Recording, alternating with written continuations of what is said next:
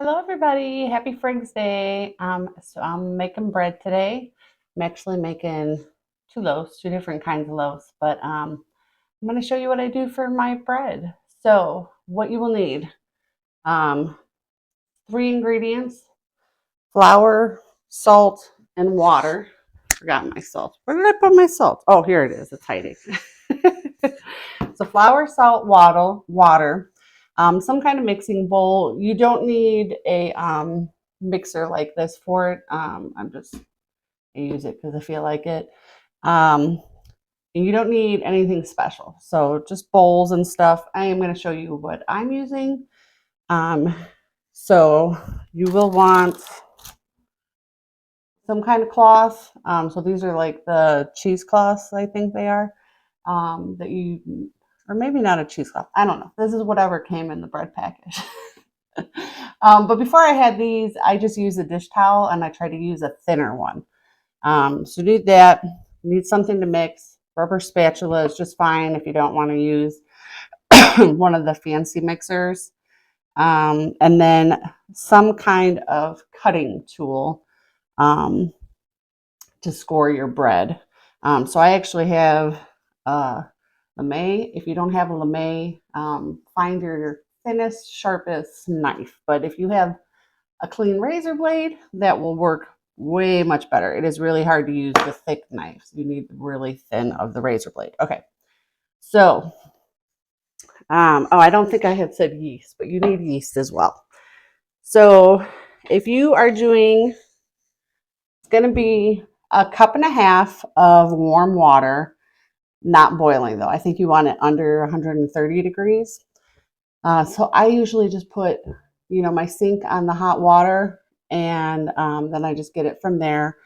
So put your yeast in water. This is if you have the active dry yeast. Yeast, water, and I usually put just a couple of like little teaspoons of sugar to feed the yeast. And then you want to give it about 10 to 15 minutes. If you have the fast rising yeast, you do not have to do this. You can just mix in all your ingredients. However, I will say that I have had that before, and it was within like the date, like it wasn't expired or anything, and it didn't work. So I've gotten yeast that goes bad before it's expired. I'm like all breathy from bending over here. Um, But so I always like to do this, whether I'm using fast acting yeast or not. So you do that, give it 10 to 15 minutes, and you're going to want it to get bubbly on the top. And if you're watching, you can literally see it will start bubbling. Now, mine's been sitting for a bit, so it is all ready to go. Trying to get it up high enough so you guys can see it. So that is good. So next, we're going to put in our other two ingredients. So we're going to do 3 cups of flour. And that was to the 1.5 cups of warm water, 3 cups of flour, and then there's 2, 3. All right, and then some salt. I think the recipe says like a teaspoon or tablespoon. I don't know. I don't really measure. I just put some salt in. That looks good to me. Okay, now we are going to mix.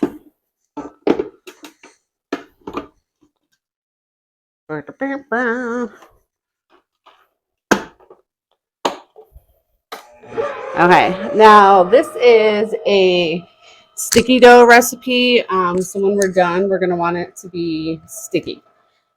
And it's also a no knead recipe, so you do not need to knead it. One of them I'm going to end up doing that because I'm going to make some like garlic knots type thing. Also, oh, hold on. So for my garlic one, I really like to have rosemary in there. So I'm going to go ahead and add some rosemary in as well. And you just put however much makes your heart happy. Those will be like rosemary, garlic, butter. Do not put the garlic in yet because garlic will inhibit your yeast from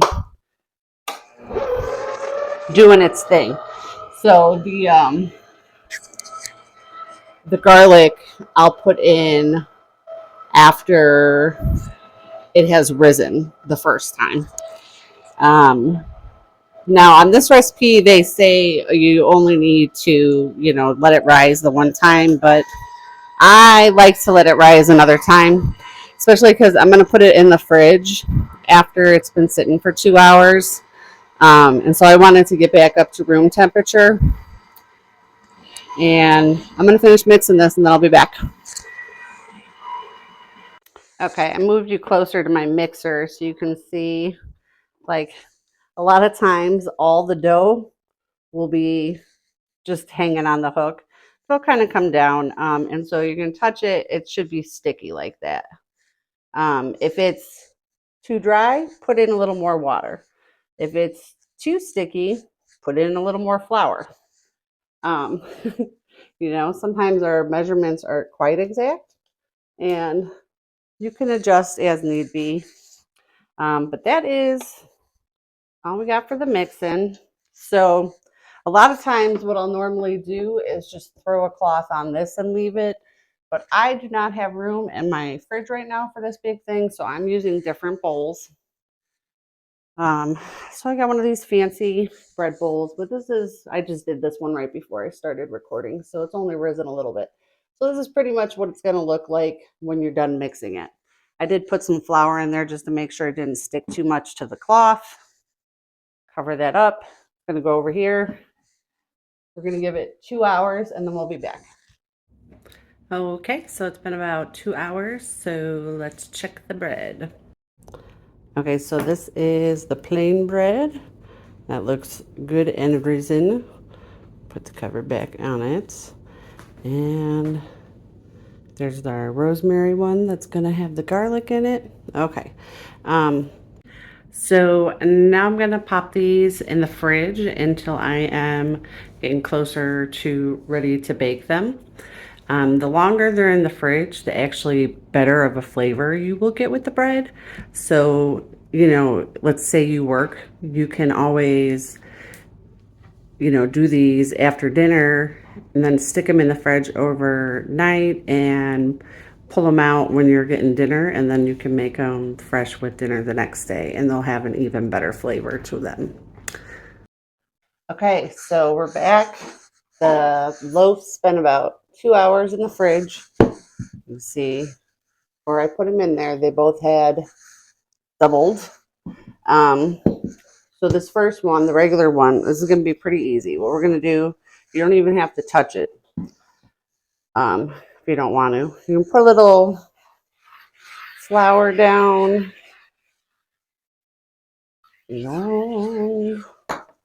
Remember, this is a no-knead one. So we got our flour. Usually I just use the scraper here. This is my regular one, the plain one. Kind of cool. Notice it's deflated a bit. Now in the recipe, they say just do this part and then stick it in, but I'm going to let it sit for a little bit. And basically you're wanting kind of fold the corners in. And I like the shape better when I do it with my fingers. And you kind of want to pinch them.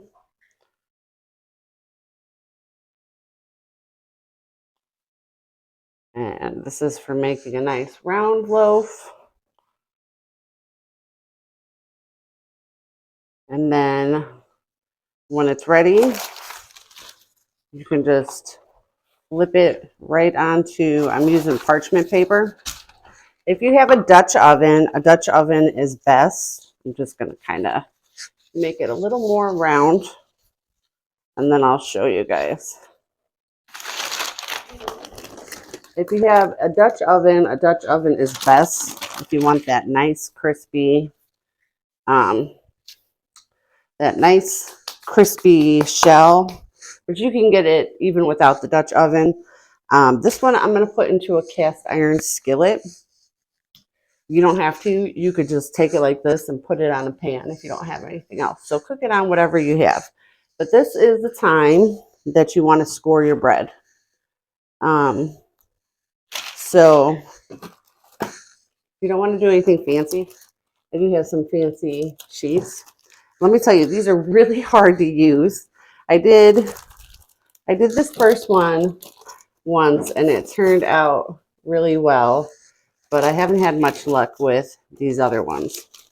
But you could do just like a slit and a couple. You could do whatever shapes you want, but you should do at least one slit on there. Ooh, this is a nice easy one. I bet you that's the one I did, not the other one. No, I did. I don't know. So I'm going to do this and then I'll come back.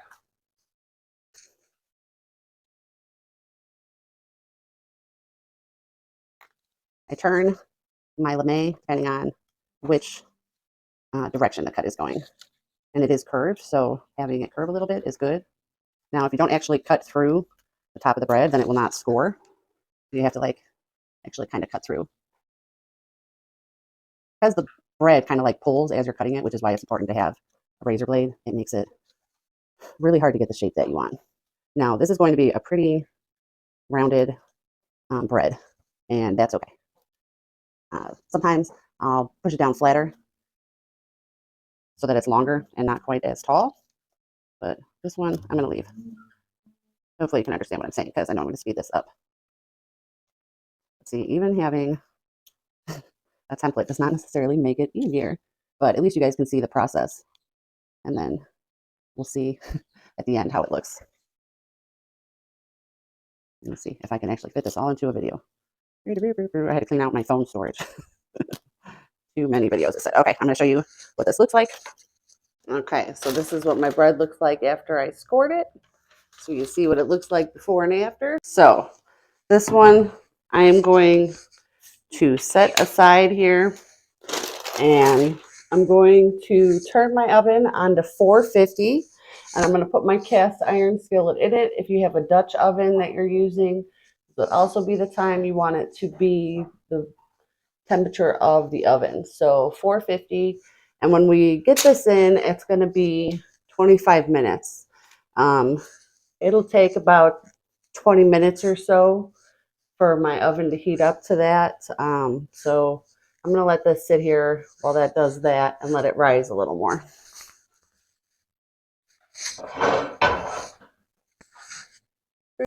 Okay, so I got my other loaf here. I put a little more flour down. Some people react to yeast if you're going to be kneading it. It can make it itchy and get kind of red and stuff. I got a couple of open cuts, so I'm going to wear gloves. Normally I don't, but I don't want this getting in my my cuts and stuff. So I want to put some garlic in here. I'm sure there are plenty of recipes out there, but I don't know. It said knead it in. So I'm just going to do this and we're going to see how it turns out.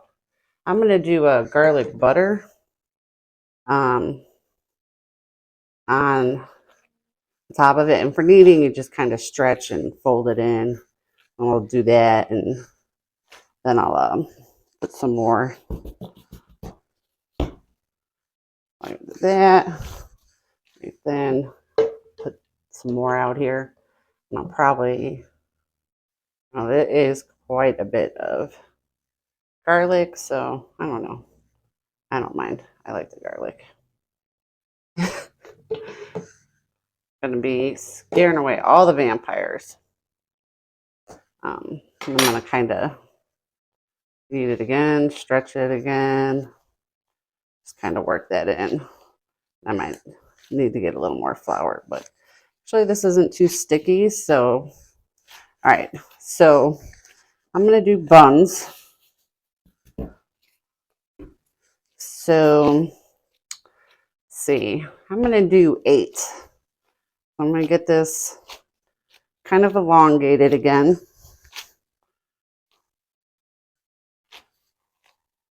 And also know that the garlic will not like cook in the bread, so you might not want to use fresh. You would think, oh, fresh garlic would be better, but It might be a bit much.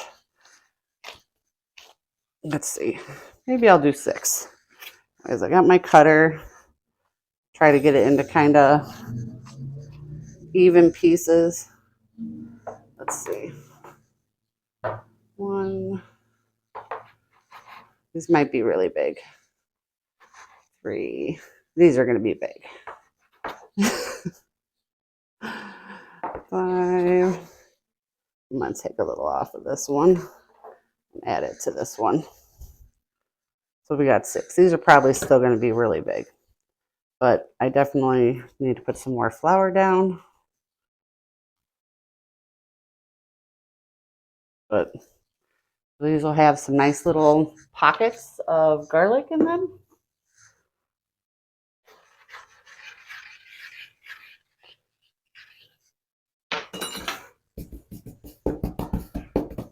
I think that's always the best way. But I'm pretty much just gonna roll these out, and I'm gonna kind of make little garlicky knots. And then 5 minutes before it's done, I will put some garlic butter on them. So just gonna kind of knot it here. Literally just kind of like a pretzel. It's gonna get real big. That'll have a hard part on it. Those not as much. You put them space out because they are going to rise. They are going to get bigger.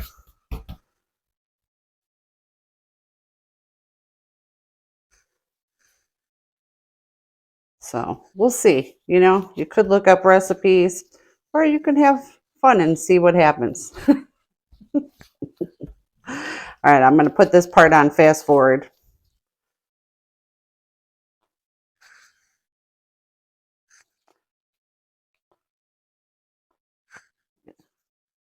Like a knot. Yep, I got a lot of garlic. Tasha, calm down.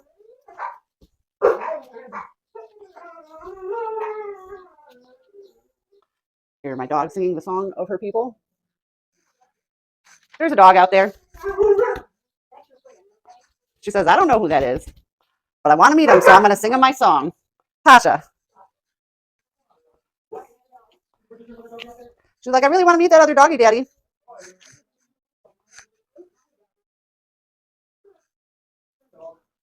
There's going to be some big knots. Oh, shoot. Yeah. I cleaned it off and shrinked it up. I could imagine you, but I haven't cleaned it like that. Okay. Big old thick knots. Yeah. That is the way. Okay. Right?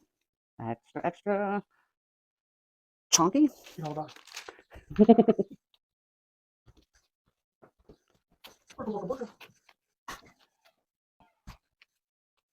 yeah. I wasn't taking tickets. Like I could see, but here, I told her I wasn't taking tickets. I'm just gonna help out if it comes in. And okay, so I had the plain white loaf in for 22, 23 minutes.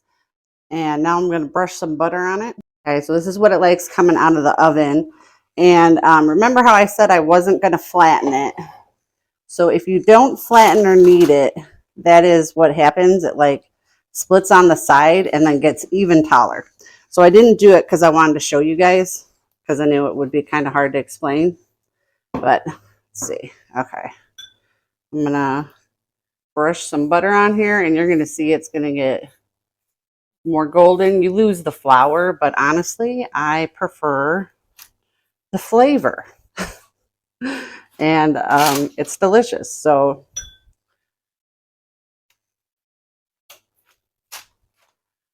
okay, so once you get everything all good and buttered, put it in for another 25 minutes.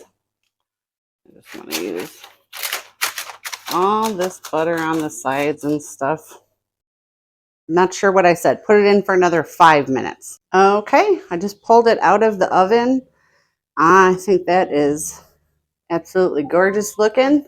So now I'm going to put my ginormous garlic knots in. These ones I'm only going to do for 20 minutes, and then I'm going to brush them with the garlic butter. Also, look at my yummy soup. Garlic mushroom. Nom, nom, nom, nom, nom. So good. Perfect for the bread dipping. Okay, so garlic knots are out. I'm going to butter them with the garlic butter. Okay, all buttered, going back in for 3 minutes. All right, aren't those beautiful, delicious? And we got to do the ultimate bread test here.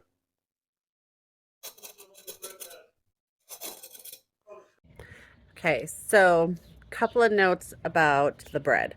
One, you should always let your bread finish cooling before you cut it. It will kind of change the density of your bread on the inside if you don't let it finish cooling before you cut into it. And then also, so for the garlic knots, the garlic that I put on the inside, I don't know, it just got kind of like eaten by the bread. So I could taste the garlic on the outside from where I did the garlic butter on it, but could not taste it on the inside. Um, so I'm not sure why, but I thought I would give it a try because I didn't have any fresh garlic. I know other recipes that I've seen, and I think we've even done this a time or two.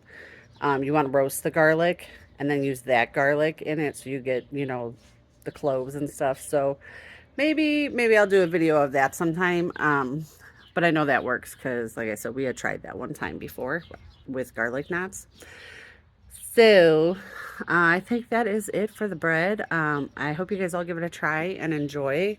It is so much better than the stuff you buy at the store. And I love we're a bunch of toast eaters around here. So makes way better toast than the stuff you buy at the store. That has like 50 ingredients in it. And what are those ingredients? Because you only need 3 ingredients. That's it. That's it. So, anyways, enjoy everybody, and I will talk to you later. Meow.